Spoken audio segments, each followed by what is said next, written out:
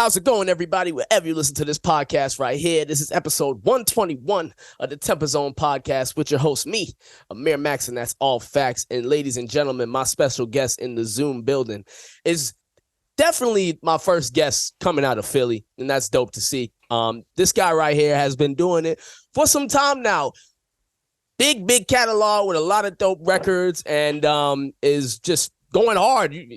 You're on tour right now. I mean, this dude is working right now, and yeah, man. I got D Jones in the Zoom building. Jones, how's it going, my dude? Oh man, I'm all right. How you? I can't complain, man. It's going well. Life's good. You know, feeling healthy and all that. So it is what it is, man. Right. That's it.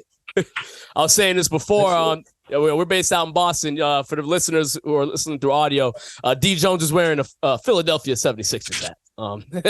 Yeah, I got a show tonight at the Apollo. I'm wearing all Sixers. On my Sixers shit tonight. Hell yeah! So I got my hat on now. Yeah, I got my hat on now. So you're an Eagles fan too? Bostonites. Yeah, yeah, I have to be.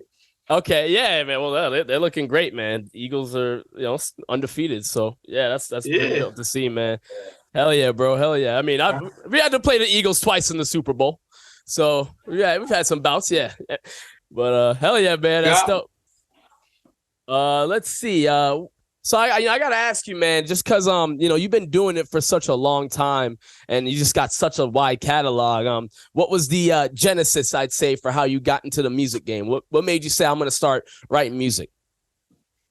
I always had an early love for like hip hop and rap, so I just used to play around. And few of my homies started doing it, so I'm listening and I'm like, I know how to do this. I do this all the time. So it just started like that, like just something to do, like write some raps. Like even if I don't say them, I just want to write these raps. I got some raps, right? And that's how I pretty much just got into it. And then, we had that whole DVD culture.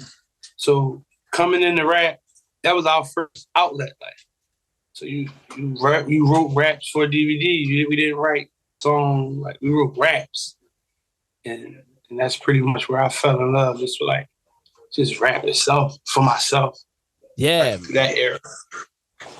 That's dope. Now explain the whole DVD wave that happened back in the day. I don't want to assume that people know that whole thing that was going on in the game, but just explain that for the people. Like our city we have no major outlets. And the few outlets we do have is like so small and tight, like you couldn't get in. So people used to record each other rapping. The battle, like the way we rapped, it wasn't like I'm gonna write a battle rap. It was I'm gonna write my rap, my style in my crib, just my rap. And you wrote your raps in your crib, your style, and we may just be somewhere and they're like, yo, y'all rap? Let me hear that shit. And now you're battling your style against my style. And it was just I guess it was more technique and versatile and your vocabulary more to what I could say about you. You know what I'm saying? Mm-hmm. So I guess the first one to take off would be Big Star. His DVDs took off, and then he did VHS tapes, matter of fact. He had the VHS tapes first. And then once he kind of like, he did that for a few years, and then right when the DVDs start being like taking over tapes, he was like, I'm done. And then it just was a whole new wave of rappers that was waiting for a chance to get on, that couldn't get on Star. And it was a bunch of people with cameras. So everybody had a camera, had a DVD. Yeah. Once you figured out how to get your footage from your camera to a DVD, you was selling it. And every artist wanted to be on a DVD. That's like, what else is, I can't get on MTV or BET, I'll take my chances on the DVD. Exactly. Yeah, there was no social media doing it like that, really. So there wasn't no social media. Nice. So for people to know you, you had to be nice. Like they had to say, yo, you heard the guy such and such, he's hot. And then just wanted to go find your music, like, yo, he's hot. And then the word spread. Now it's like you can have a bunch of followers and then drop a corny record and then it may do good. And then they'll say, yo, no, he does great numbers. Yeah, it's the music. He does great numbers. He's a wave. So it became that. Yeah. After that. Wow. Yeah. So that's dope, man. That's dope to hear. I mean, you're definitely showing that, you've seen all the sides of the game, being in it for so long. So that's just dope to hear, man. Most of the guests I have on, they can't say that, you know what I mean? They can't say like, they took, was doing that type of stuff, but that's definitely, it just goes to show how much, times have changed. So that's definitely dope to hear, man. But it seemed like it happened fast too. Like it was like one day DVDs was popping, the next day social media, YouTube only. Yeah. You couldn't sell a DVD. If you was a person that sold DVDs, you just had them. Yeah, literally. Now it's at the point where it's like if you sell CDs at like a concert, it's just like only like it was just like it's just like a piece of like an item. It's not like people even have CDs in their cars anymore, Everything digital. Everything digital. Why waste money with the middleman of buying the CDs, getting the CDs printed up, getting the cases? That's 3-4 middlemen that got to be in your pocket as far as jobs to be done. You can just, once it's put together, okay, load it. Exactly. It's shit. This goes to everywhere. Mm-hmm. Yeah, literally. Yeah. So you just gotta, act accordingly. And obviously you've been doing that, getting your stuff out there, man. But I definitely gotta ask you about just being a battle rapper. How far did you take it doing that? Is that something you would consider going back to and like doing like some URL, like caffeine type shit? Like where are you at with that style? I like it. I can watch it. Yeah. We can watch it for hours. And I have guys that's my favorites and all that. But me personally, I don't think I could do it. Yeah. It would take me too many losses to adapt to the new style and to get it all the way together. By that, I might lose volume. So I wouldn't want to do it. Like, if I had to do it, you got to give me a long time to prepare. I'm doing one and one only. And that got to be super right. Like, yeah. Yeah. That's the only way. Yeah. And yeah, absolutely, man. Yeah. Well, I could imagine. Deaf for a regular, like if you're not a battle artist, like you're just a hip hop artist and you putting out music and you go in that world and lose, you can die over there because they feel like I need to win. Yeah. You stuck trying to find a win and you losing. Now your regular fans like, we can't even rap, he's losing. Yeah. That's bad over there. Yeah, there's a lot on the line. Yeah, you definitely have to consider like just your public image and all that stuff. But I can imagine, being a battle rapper definitely help with your skill, though. I mean, you got it probably. Yeah. Maybe not so. Yeah, because I know people paint battle rap and it's like, yeah, might make you write verses well, but sometimes in certain cases it might not help you write a whole song. You've heard people probably pick about that with battle rappers. So. Yeah, but I tell you what, it is good for. You can pick up style. Like you pick up style just from the way you have to critique your bars to like be aggressive a certain way. Like certain words may not be aggressive, but you needed to come out aggressive to fit the next line. Like That's what battle rap is. Rap is I can rap and then just a punchline. Battle rap is set up, hit line. Like, you know what I'm saying? Like, it's like you can use that regular rap.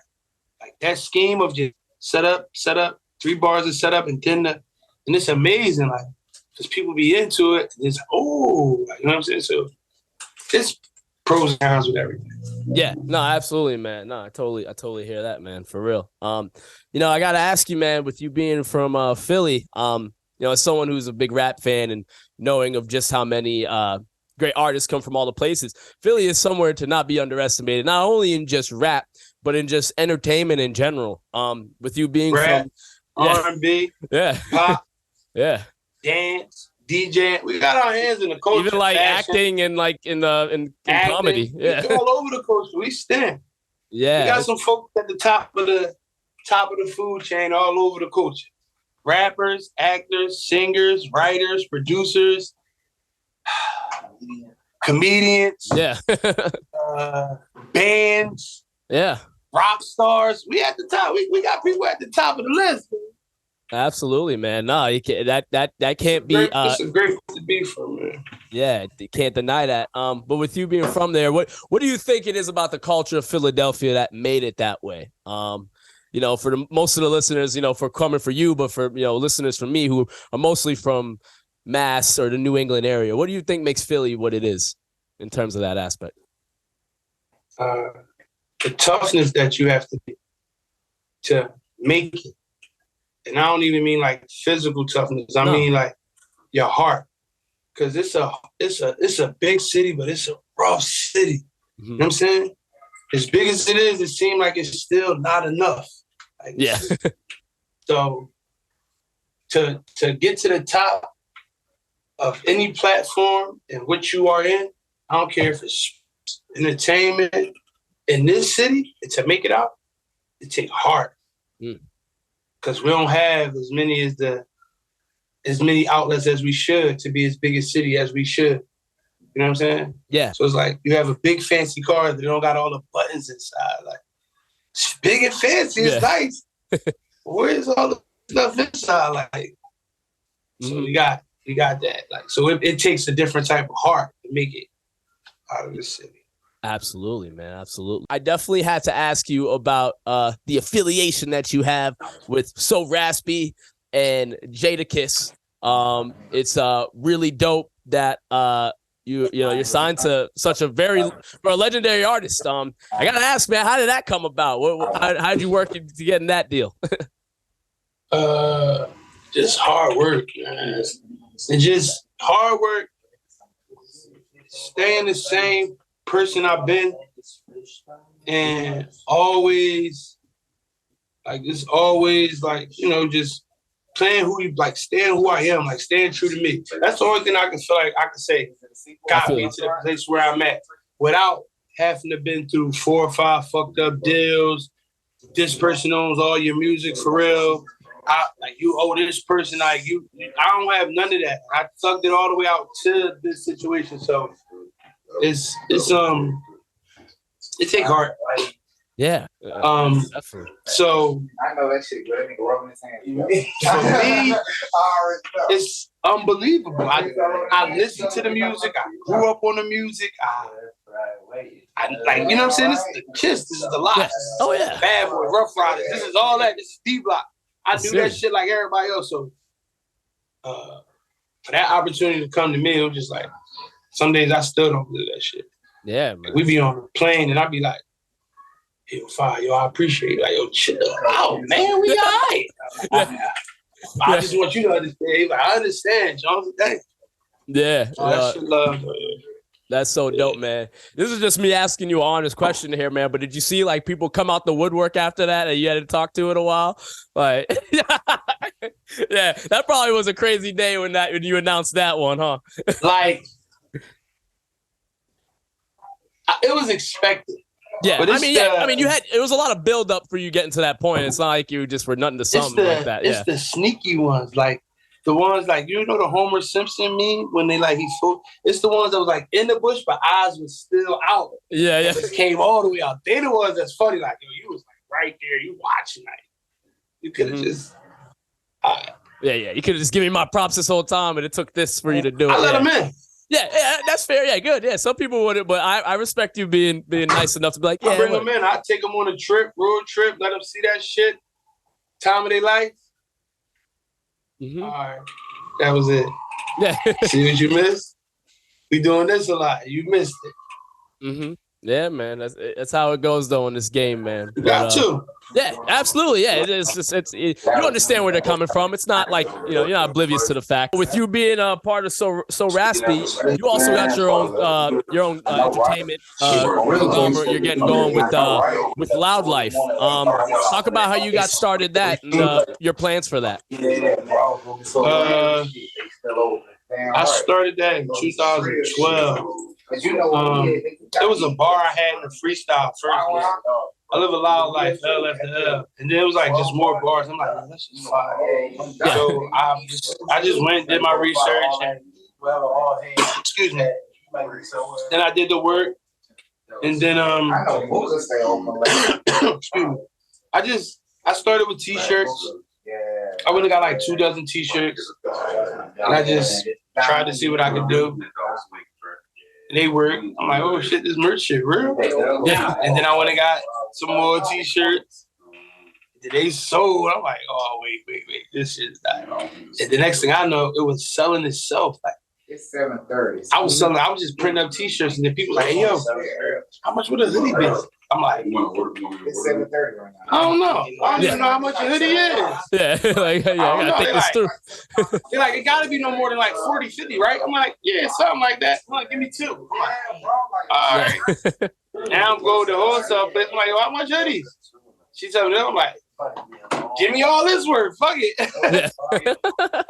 And then it just took over itself. And then I just learned that I was picking up fans for music through merch. Yeah. Like, it was people that just was like, yo, I appreciate your grind. Like, I like the way you grind. Your work is good quality. Like, you got good quality. Like you're a clothing brand and it's merch. I'm like, yeah, I want to wear it. They gotta feel good. They gotta be good. So it just was something I started, and it kind of started from merch, bro. And then the merch made it. All right, you know what? I'm connecting the merch, the music, everything. I'm running. Let's go. And then it just became a movement that became a lifestyle, a brotherhood, a family. Hell yeah, man. That's dope. And I think it's very smart for any artist to have something that their fans can, attach to. And with you doing it like that, man, you're building something up. You know what I mean? Is there any other plans other than merchandise that you want to do with Loud Life? What else do you have in mind with it? Or that you could disclose? I want to make it to where it goes bigger. First, I gotta get myself to where it goes to the point where I can say, this is my brand. My brand is strong. I can stand behind this brand, so I can put an artist on this brand and say, this is my artist. Like, exactly. And then I show him how to make his merch pop.